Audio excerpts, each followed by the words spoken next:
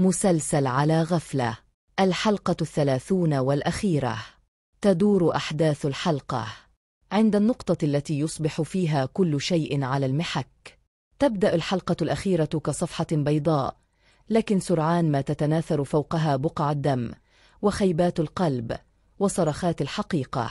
فرح، تلك التي حملت طوال الحلقات عبء الماضي والحاضر، تجد نفسها أمام أعظم امتحان في حياتها. لم يكن امتحان الحب ولا الانتقام، بل امتحان الضمير. ففي لحظة واحدة وبين يديها المرتجفتين، سقطت ابنة بهيجة الصغيرة ضحية خطأ لا يغتفر، أو هكذا بدا. الناس كانوا كالسكاكين، الكل يشير، الكل يهمس، فرح هي السبب. الطفلة تحتضر. من تظن نفسها؟ لكن خلف تلك الهمسات كانت هناك دموع تتجمع في عينيها، وصوت أمها مليكة يعود إليها من عمق الغياب، يهمس: افعل الصواب يا ابنتي، حتى لو كل العالم ضدك. بوبكر، الذي أثبت على مدار الحلقات أنه أكثر من مجرد رجل، يقف إلى جانبها كالظل، لا يسأل، لا يضغط، فقط يمسك بيدها حين ترتجف، ويثبت أنه الصخرة التي لا تتزعزع حين تهتز الأرض. أما صونيا، الغامضة المتلونة، فقد وصلت هي الأخرى إلى نهايتها، النهاية التي لا تكون بالضرورة عقابا أو خلاصا، بل لحظة مواجهة. لم تنتصر ولم تخسر، لكنها خرجت من المشهد بلا تصفيق، بلا دموع. وموس، الرجل الذي أثار الشكوك وزرع الخوف في القلوب، في هذه الحلقة لم يكن سوى ظلا في الخلفية. مصيره بقي معلقا، وربما كان ذلك أذكى ما فعله المسلسل، أن يترك لنا الخيار لنقرر: هل كان قاتلا أم مجرد أداة في يد القدر؟ شادي، تلك التي شاهدت كل شيء بصمة، أخيرا تتكلم. في مشهد مؤثر تفجر الحقيقة: ما حدث مع الطفلة لم يكن ذنب فرح، بل كان المرض مختبئا منذ البداية. بذلك تنقذ فرح وتطهر نفسها من عقدة الصمت الطويل. ثم تأتي لحظة التحول، القرار. فرح تقف أمام غرفة مليئة بالناس، نظراتهم قاسية، لكن قلبها هذه المرة ثابت. تقول كلماتها دون خوف: لا تبكي، لا تبرر، فقد تختار أن تبدأ من جديد، لك ضحية، بل كامرأة اختارت أن تشفى وتغفر وتمضي. المشهد الختامي لا يدور حول الصراخ ولا الانتقام، بل حول الحياة.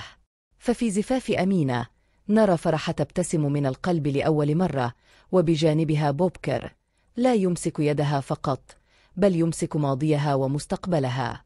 الضحك يملأ الأجواء، الأغاني تغني عن الشفاء، الأطفال يركضون، ومليكة من عالم الغياب تبارك بعينيها من بعيد. على غفلة لا ينتهي بكارثة، بل ينتهي كما يجب أن تنتهي القصص الحقيقية، بالغفران وبداية جديدة وحياة تنبض رغم كل الندوب.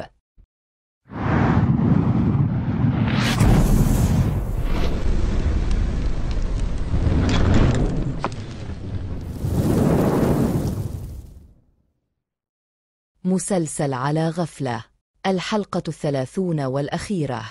تدور أحداث الحلقة عند النقطة التي يصبح فيها كل شيء على المحك. تبدأ الحلقة الأخيرة كصفحة بيضاء، لكن سرعان ما تتناثر فوقها بقع الدم وخيبات القلب وصرخات الحقيقة. فرح، تلك التي حملت طوال الحلقات عبء الماضي والحاضر، تجد نفسها أمام أعظم امتحان في حياتها. لم يكن امتحان الحب ولا الانتقام، بل امتحان الضمير. ففي لحظة واحدة وبين يديها المرتجفتين، سقطت ابنة بهيجة الصغيرة ضحية خطأ لا يغتفر، أو هكذا بدا. الناس كانوا كالسكاكين، الكل يشير، الكل يهمس، فرح هي السبب. الطفلة تحتضر. من تظن نفسها؟ لكن خلف تلك الهمسات كانت هناك دموع تتجمع في عينيها، وصوت أمها مليكة يعود إليها من عمق الغياب. يهمس: افعل الصواب يا ابنتي حتى لو كل العالم ضدك. بوبكر الذي أثبت على مدار الحلقات أنه أكثر من مجرد رجل يقف إلى جانبها كالظل، لا يسأل، لا يضغط، فقط يمسك بيدها حين ترتجف، ويثبت أنه الصخرة التي لا تتزعزع حين تهتز الأرض. أما صونيا الغامضة المتلونة فقد وصلت هي الأخرى إلى نهايتها، النهاية التي لا تكون بالضرورة عقابا أو خلاصا، بل لحظة مواجهة. لم تنتصر ولم تخسر، لكنها خرجت من المشهد بلا تصفيق، بلا دموع. وموس الرجل الذي أثار الشكوك وزرع الخوف في القلوب، في هذه الحلقة لم يكن سوى ظلا في الخلفية. مصيره بقي معلقا، وربما كان ذلك أذكى ما فعله المسلسل، أن يترك لنا الخيار لنقرر هل كان قاتلا أم مجرد أداة في يد القدر. شادي، تلك التي شاهدت كل شيء بصمة، أخيرا تتكلم. في مشهد مؤثر تفجر الحقيقة: ما حدث مع الطفلة لم يكن ذنب فرح، بل كان المرض مختبئا منذ البداية. بذلك تنقذ فرح وتطهر نفسها من عقدة الصمت الطويل. ثم تأتي لحظة التحول، القرار.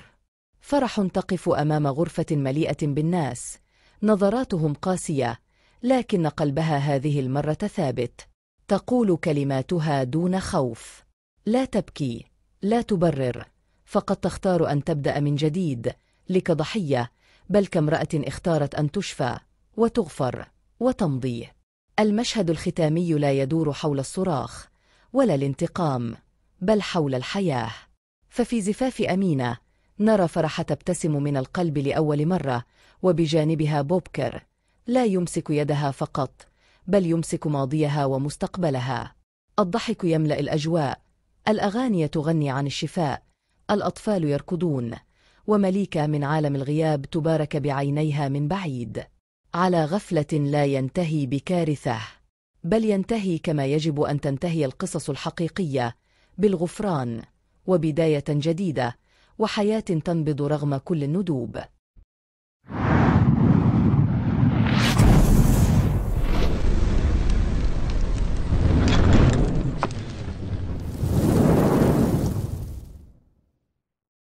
مسلسل على غفلة، الحلقة 30 والأخيرة.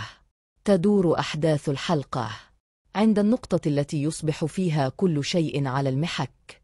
تبدأ الحلقة الأخيرة كصفحة بيضاء، لكن سرعان ما تتناثر فوقها بقع الدم وخيبات القلب وصرخات الحقيقة. فرح، تلك التي حملت طوال الحلقات عبء الماضي والحاضر، تجد نفسها أمام أعظم امتحان في حياتها.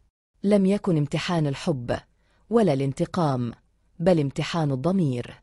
ففي لحظة واحدة وبين يديها المرتجفتين سقطت ابنة بهيجة الصغيرة ضحية خطأ لا يغتفر، أو هكذا بدا. الناس كانوا كالسكاكين، الكل يشير، الكل يهمس: فرح هي السبب. الطفلة تحتضر، من تظن نفسها؟ لكن خلف تلك الهمسات كانت هناك دموع تتجمع في عينيها، وصوت أمها مليكة يعود إليها من عمق الغياب: يهمس: افعل الصواب يا ابنتي حتى لو كل العالم ضدك. بوبكر الذي أثبت على مدار الحلقات أنه أكثر من مجرد رجل يقف إلى جانبها كالظل، لا يسأل، لا يضغط، فقط يمسك بيدها حين ترتجف، ويثبت أنه الصخرة التي لا تتزعزع حين تهتز الأرض. أما صونيا الغامضة المتلونة فقد وصلت هي الأخرى إلى نهايتها، النهاية التي لا تكون بالضرورة عقابا أو خلاصا، بل لحظة مواجهة. لم تنتصر ولم تخسر، لكنها خرجت من المشهد بلا تصفيق، بلا دموع. وموس الرجل الذي أثار الشكوك وزرع الخوف في القلوب، في هذه الحلقة لم يكن سوى ظلا في الخلفية. مصيره بقي معلقا، وربما كان ذلك أذكى ما فعله المسلسل، أن يترك لنا الخيار لنقرر هل كان قاتلاً أم مجرد أداة في يد القدر؟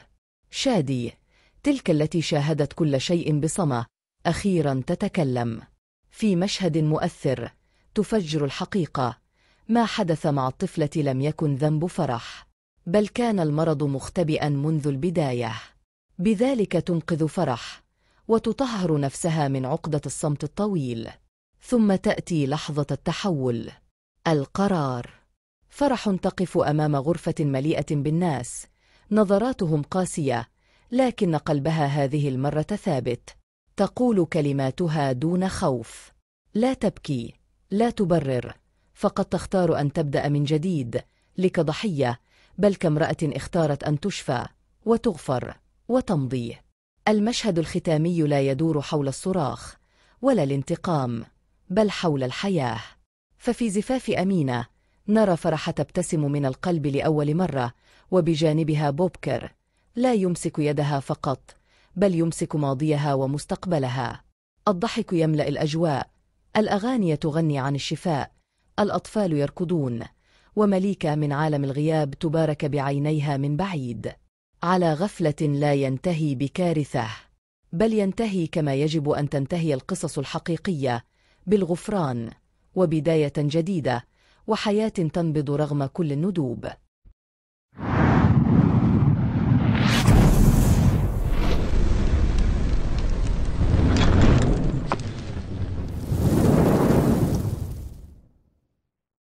مسلسل على غفلة، الحلقة 30 والأخيرة. تدور أحداث الحلقة عند النقطة التي يصبح فيها كل شيء على المحك. تبدأ الحلقة الأخيرة كصفحة بيضاء، لكن سرعان ما تتناثر فوقها بقع الدم وخيبات القلب وصرخات الحقيقة. فرح، تلك التي حملت طوال الحلقات عبء الماضي والحاضر، تجد نفسها أمام أعظم امتحان في حياتها. لم يكن امتحان الحب ولا الانتقام، بل امتحان الضمير. ففي لحظة واحدة وبين يديها المرتجفتين سقطت ابنة بهيجة الصغيرة ضحية خطأ لا يغتفر، أو هكذا بدا. الناس كانوا كالسكاكين، الكل يشير، الكل يهمس، فرح هي السبب. الطفلة تحتضر، من تظن نفسها؟ لكن خلف تلك الهمسات كانت هناك دموع تتجمع في عينيها، وصوت أمها مليكة يعود إليها من عمق الغياب، يهمس: افعل الصواب يا ابنتي، حتى لو كل العالم ضدك. بوبكر، الذي أثبت على مدار الحلقات أنه أكثر من مجرد رجل، يقف إلى جانبها كالظل، لا يسأل، لا يضغط، فقط يمسك بيدها حين ترتجف، ويثبت أنه الصخرة التي لا تتزعزع حين تهتز الأرض. أما صونيا الغامضة المتلونة، فقد وصلت هي الأخرى إلى نهايتها، النهاية التي لا تكون بالضرورة عقاباً أو خلاصاً، بل لحظة مواجهة. لم تنتصر ولم تخسر، لكنها خرجت من المشهد بلا تصفيق، بلا دموع. وموس، الرجل الذي أثار الشكوك وزرع الخوف في القلوب، في هذه الحلقة لم يكن سوى ظلاً في الخلفية. مصيره بقي معلقاً، وربما كان ذلك أذكى ما فعله المسلسل، أن يترك لنا الخيار لنقرر: هل كان قاتلاً أم مجرد أداة في يد القدر؟ شادي، تلك التي شاهدت كل شيء بصمة، أخيراً تتكلم. في مشهد مؤثر تفجر الحقيقة: ما حدث مع الطفلة لم يكن ذنب فرح، بل كان المرض مختبئاً منذ البداية. بذلك تنقذ فرح وتطهر نفسها من عقدة الصمت الطويل. ثم تأتي لحظة التحول، القرار. فرح تقف أمام غرفة مليئة بالناس، نظراتهم قاسية، لكن قلبها هذه المرة ثابت. تقول كلماتها دون خوف: لا تبكي، لا تبرر، فقد تختار أن تبدأ من جديد، لك ضحية، بل كامرأة اختارت أن تشفى وتغفر وتمضي. المشهد الختامي لا يدور حول الصراخ ولا الانتقام، بل حول الحياة. ففي زفاف أمينة نرى فرح تبتسم من القلب لأول مرة، وبجانبها بوبكر، لا يمسك يدها فقط، بل يمسك ماضيها ومستقبلها. الضحك يملأ الأجواء، الأغاني تغني عن الشفاء، الأطفال يركضون، ومليكة من عالم الغياب تبارك بعينيها من بعيد. على غفلة لا ينتهي بكارثة، بل ينتهي كما يجب أن تنتهي القصص الحقيقية، بالغفران وبداية جديدة وحياة تنبض رغم كل الندوب.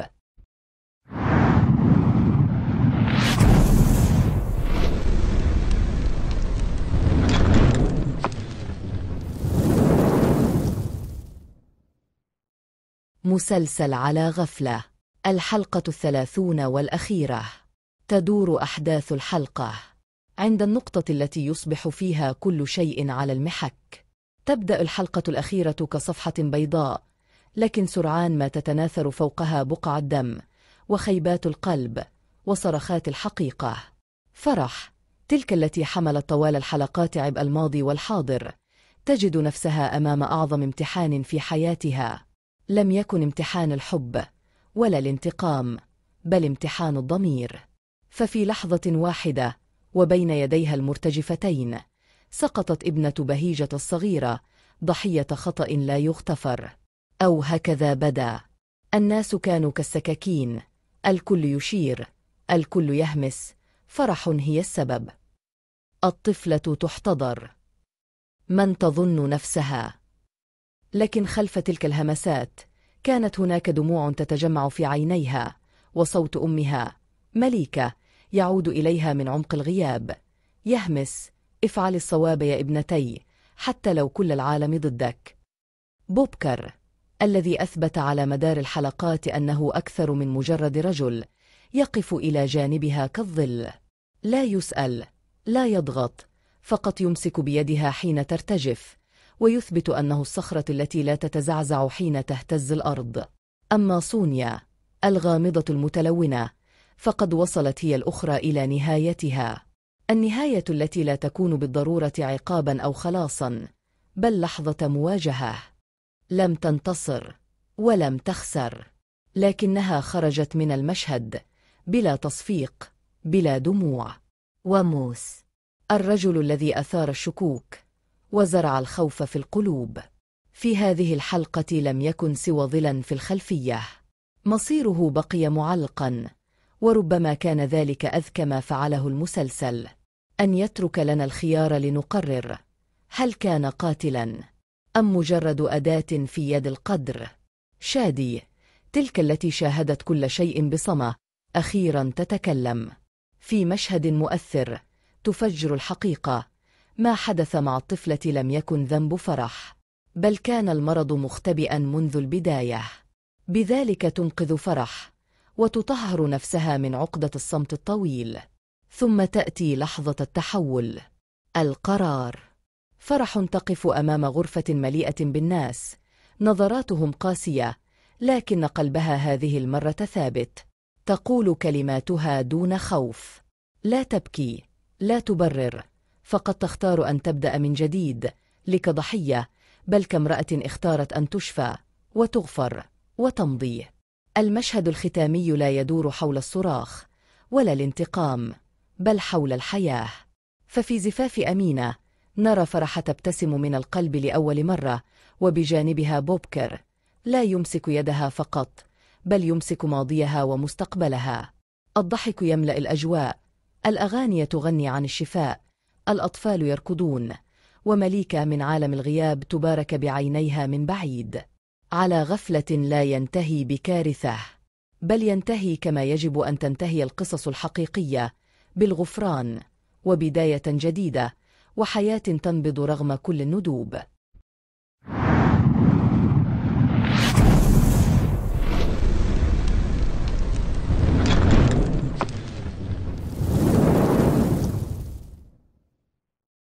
مسلسل على غفلة، الحلقة 30 والأخيرة.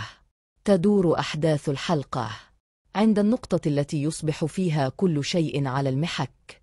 تبدأ الحلقة الأخيرة كصفحة بيضاء، لكن سرعان ما تتناثر فوقها بقع الدم وخيبات القلب وصرخات الحقيقة. فرح، تلك التي حملت طوال الحلقات عبء الماضي والحاضر، تجد نفسها أمام أعظم امتحان في حياتها. لم يكن امتحان الحب ولا الانتقام، بل امتحان الضمير. ففي لحظة واحدة وبين يديها المرتجفتين سقطت ابنة بهيجة الصغيرة ضحية خطأ لا يغتفر، أو هكذا بدا. الناس كانوا كالسكاكين، الكل يشير، الكل يهمس، فرح هي السبب. الطفلة تحتضر. من تظن نفسها؟ لكن خلف تلك الهمسات كانت هناك دموع تتجمع في عينيها، وصوت أمها مليكة يعود إليها من عمق الغياب، يهمس: افعل الصواب يا ابنتي، حتى لو كل العالم ضدك. بوبكر الذي أثبت على مدار الحلقات أنه أكثر من مجرد رجل، يقف إلى جانبها كالظل، لا يسأل، لا يضغط، فقط يمسك بيدها حين ترتجف، ويثبت أنه الصخرة التي لا تتزعزع حين تهتز الأرض. أما صونيا الغامضة المتلونة فقد وصلت هي الأخرى إلى نهايتها، النهاية التي لا تكون بالضرورة عقابا أو خلاصا، بل لحظة مواجهة. لم تنتصر ولم تخسر، لكنها خرجت من المشهد بلا تصفيق، بلا دموع. وموس الرجل الذي أثار الشكوك وزرع الخوف في القلوب، في هذه الحلقة لم يكن سوى ظلا في الخلفية. مصيره بقي معلقا، وربما كان ذلك أذكى ما فعله المسلسل، أن يترك لنا الخيار لنقرر: هل كان قاتلا أم مجرد أداة في يد القدر؟ شادي، تلك التي شاهدت كل شيء بصمة، أخيرا تتكلم. في مشهد مؤثر تفجر الحقيقة: ما حدث مع الطفلة لم يكن ذنب فرح، بل كان المرض مختبئا منذ البداية. بذلك تنقذ فرح وتطهر نفسها من عقدة الصمت الطويل. ثم تأتي لحظة التحول، القرار. فرح تقف أمام غرفة مليئة بالناس، نظراتهم قاسية، لكن قلبها هذه المرة ثابت. تقول كلماتها دون خوف: لا تبكي، لا تبرر، فقد تختار أن تبدأ من جديد، لك ضحية، بل كامرأة اختارت أن تشفى وتغفر وتمضي. المشهد الختامي لا يدور حول الصراخ ولا الانتقام، بل حول الحياة. ففي زفاف أمينة نرى فرح تبتسم من القلب لأول مرة، وبجانبها بوبكر لا يمسك يدها فقط، بل يمسك ماضيها ومستقبلها. الضحك يملأ الأجواء، الأغاني تغني عن الشفاء، الأطفال يركضون، ومليكة من عالم الغياب تبارك بعينيها من بعيد. على غفلة لا ينتهي بكارثة، بل ينتهي كما يجب أن تنتهي القصص الحقيقية، بالغفران وبداية جديدة وحياة تنبض رغم كل الندوب.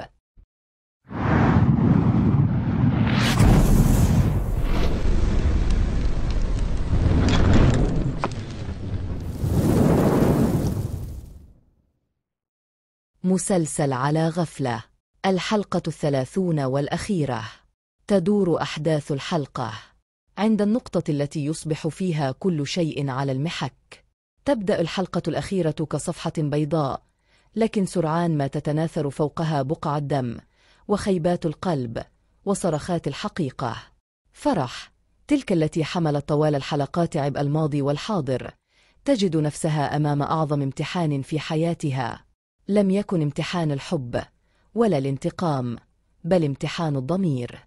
ففي لحظة واحدة وبين يديها المرتجفتين سقطت ابنة بهيجة الصغيرة ضحية خطأ لا يغتفر، أو هكذا بدا. الناس كانوا كالسكاكين، الكل يشير، الكل يهمس، فرح هي السبب. الطفلة تحتضر. من تظن نفسها؟ لكن خلف تلك الهمسات كانت هناك دموع تتجمع في عينيها، وصوت أمها مليكة يعود إليها من عمق الغياب، يهمس: افعل الصواب يا ابنتي، حتى لو كل العالم ضدك. بوبكر الذي أثبت على مدار الحلقات أنه أكثر من مجرد رجل، يقف إلى جانبها كالظل، لا يسأل، لا يضغط، فقط يمسك بيدها حين ترتجف، ويثبت أنه الصخرة التي لا تتزعزع حين تهتز الأرض. أما صونيا الغامضة المتلونة، فقد وصلت هي الأخرى إلى نهايتها. النهاية التي لا تكون بالضرورة عقابا أو خلاصا، بل لحظة مواجهة. لم تنتصر ولم تخسر، لكنها خرجت من المشهد بلا تصفيق، بلا دموع. وموس، الرجل الذي أثار الشكوك وزرع الخوف في القلوب، في هذه الحلقة لم يكن سوى ظلاً في الخلفية. مصيره بقي معلقاً، وربما كان ذلك أذكى ما فعله المسلسل، أن يترك لنا الخيار لنقرر هل كان قاتلاً أم مجرد أداة في يد القدر. شادي، تلك التي شاهدت كل شيء بصمة، أخيراً تتكلم. في مشهد مؤثر تفجر الحقيقة: ما حدث مع الطفلة لم يكن ذنب فرح، بل كان المرض مختبئاً منذ البداية. بذلك تنقذ فرح وتطهر نفسها من عقدة الصمت الطويل. ثم تأتي لحظة التحول، القرار. فرح تقف أمام غرفة مليئة بالناس، نظراتهم قاسية، لكن قلبها هذه المرة ثابت. تقول كلماتها دون خوف: لا تبكي، لا تبرر، فقد تختار أن تبدأ من جديد، لك ضحية، بل كامرأة اختارت أن تشفى وتغفر وتمضي. المشهد الختامي لا يدور حول الصراخ ولا الانتقام، بل حول الحياة. ففي زفاف أمينة نرى فرح تبتسم من القلب لأول مرة، وبجانبها بوبكر، لا يمسك يدها فقط، بل يمسك ماضيها ومستقبلها. الضحك يملأ الأجواء، الأغاني تغني عن الشفاء، الأطفال يركضون، ومليكة من عالم الغياب تبارك بعينيها من بعيد. على غفلة لا ينتهي بكارثة، بل ينتهي كما يجب أن تنتهي القصص الحقيقية، بالغفران وبداية جديدة وحياة تنبض رغم كل الندوب.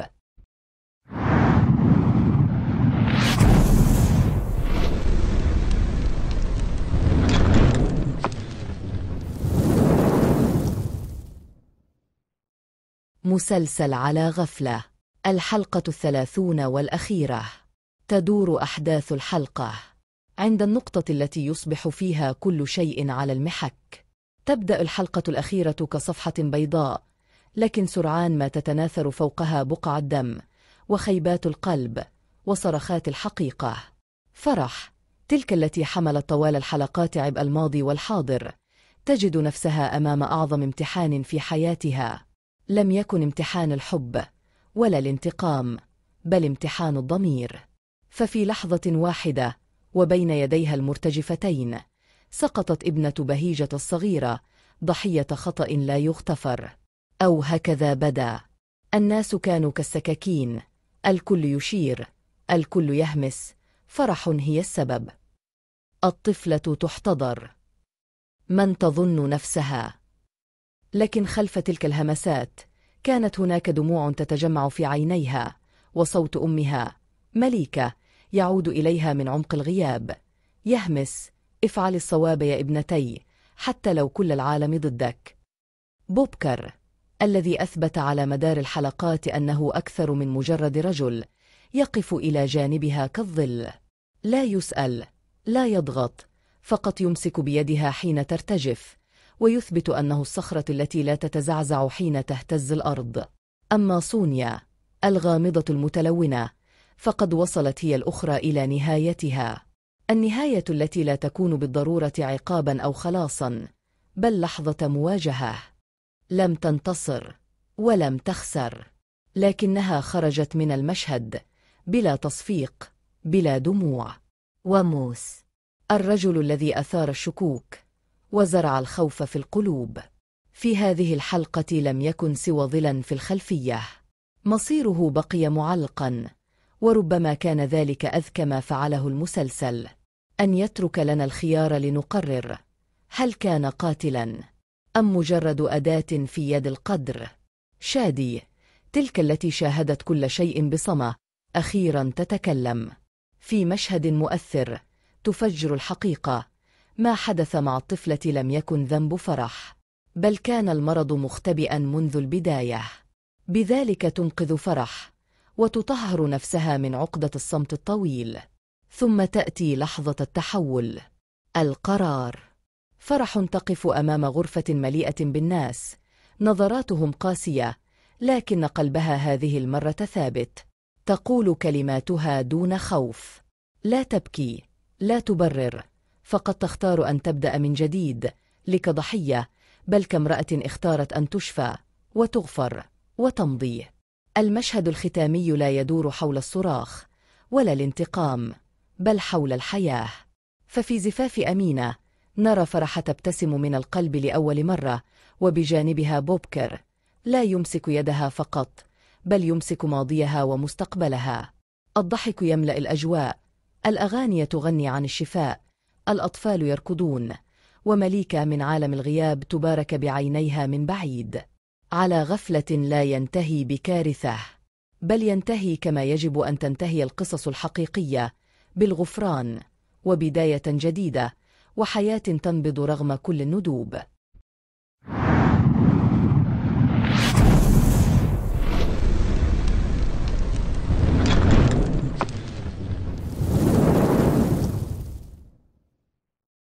مسلسل على غفلة، الحلقة 30 والأخيرة.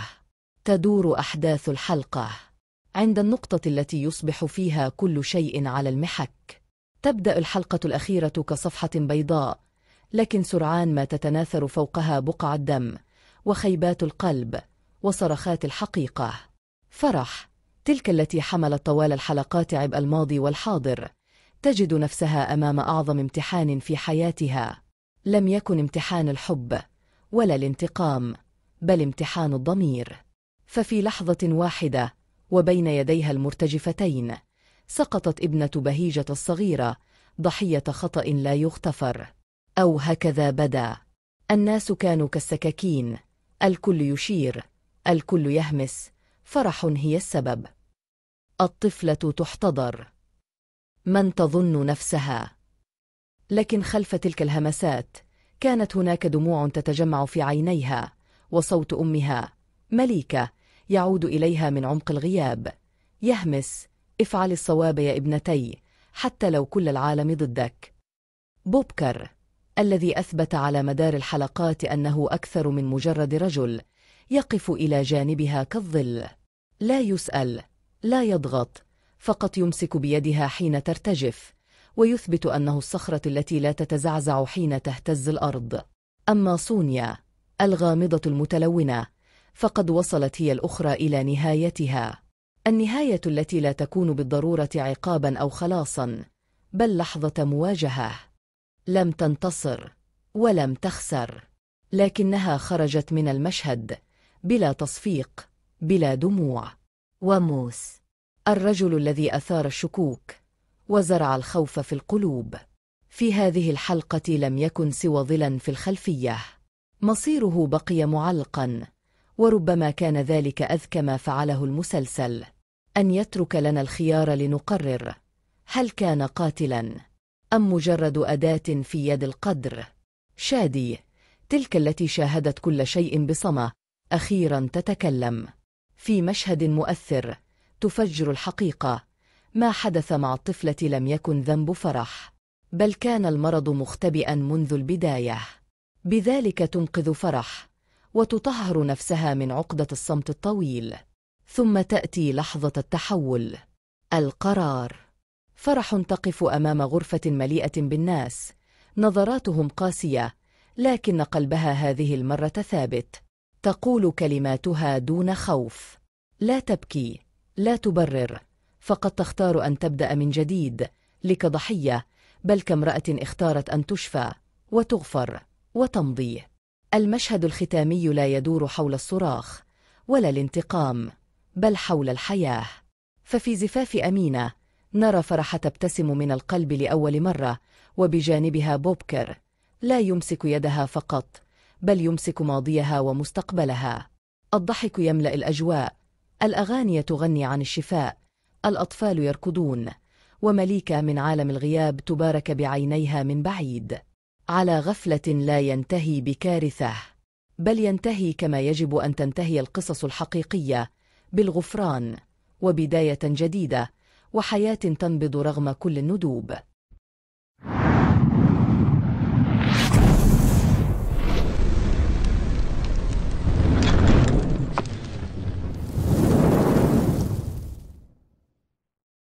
مسلسل على غفلة، الحلقة 30 والأخيرة. تدور أحداث الحلقة عند النقطة التي يصبح فيها كل شيء على المحك. تبدأ الحلقة الأخيرة كصفحة بيضاء، لكن سرعان ما تتناثر فوقها بقع الدم وخيبات القلب وصرخات الحقيقة. فرح، تلك التي حملت طوال الحلقات عبء الماضي والحاضر، تجد نفسها أمام أعظم امتحان في حياتها. لم يكن امتحان الحب ولا الانتقام، بل امتحان الضمير. ففي لحظة واحدة وبين يديها المرتجفتين سقطت ابنة بهيجة الصغيرة ضحية خطأ لا يغتفر، أو هكذا بدا. الناس كانوا كالسكاكين، الكل يشير، الكل يهمس، فرح هي السبب. الطفلة تحتضر، من تظن نفسها؟ لكن خلف تلك الهمسات كانت هناك دموع تتجمع في عينيها، وصوت أمها مليكة يعود إليها من عمق الغياب، يهمس: افعل الصواب يا ابنتي، حتى لو كل العالم ضدك.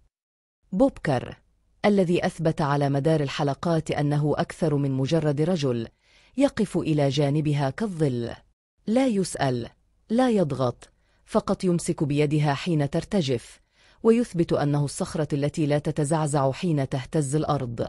أما صونيا الغامضة المتلونة، فقد وصلت هي الأخرى إلى نهايتها، النهاية التي لا تكون بالضرورة عقابا أو خلاصا، بل لحظة مواجهة. لم تنتصر ولم تخسر، لكنها خرجت من المشهد بلا تصفيق، بلا دموع. وموس، الرجل الذي أثار الشكوك وزرع الخوف في القلوب، في هذه الحلقة لم يكن سوى ظلا في الخلفية. مصيره بقي معلقا، وربما كان ذلك أذكى ما فعله المسلسل، أن يترك لنا الخيار لنقرر: هل كان قاتلا أم مجرد أداة في يد القدر؟ شادي، تلك التي شاهدت كل شيء بصمة، أخيرا تتكلم في مشهد مؤثر تفجر الحقيقة. ما حدث مع الطفلة لم يكن ذنب فرح، بل كان المرض مختبئا منذ البداية. بذلك تنقذ فرح وتطهر نفسها من عقدة الصمت الطويل. ثم تأتي لحظة التحول، القرار. فرح تقف أمام غرفة مليئة بالناس، نظراتهم قاسية، لكن قلبها هذه المرة ثابت. تقول كلماتها دون خوف، لا تبكي، لا تبرر، فقد تختار أن تبدأ من جديد، لك ضحية، بل كامرأة اختارت أن تشفى وتغفر وتمضي. المشهد الختامي لا يدور حول الصراخ ولا الانتقام، بل حول الحياة. ففي زفاف أمينة نرى فرح تبتسم من القلب لأول مرة، وبجانبها بوبكر، لا يمسك يدها فقط، بل يمسك ماضيها ومستقبلها. الضحك يملأ الأجواء، الأغاني تغني عن الشفاء، الأطفال يركضون، ومليكة من عالم الغياب تبارك بعينيها من بعيد. على غفلة لا ينتهي بكارثة، بل ينتهي كما يجب أن تنتهي القصص الحقيقية، بالغفران وبداية جديدة وحياة تنبض رغم كل الندوب.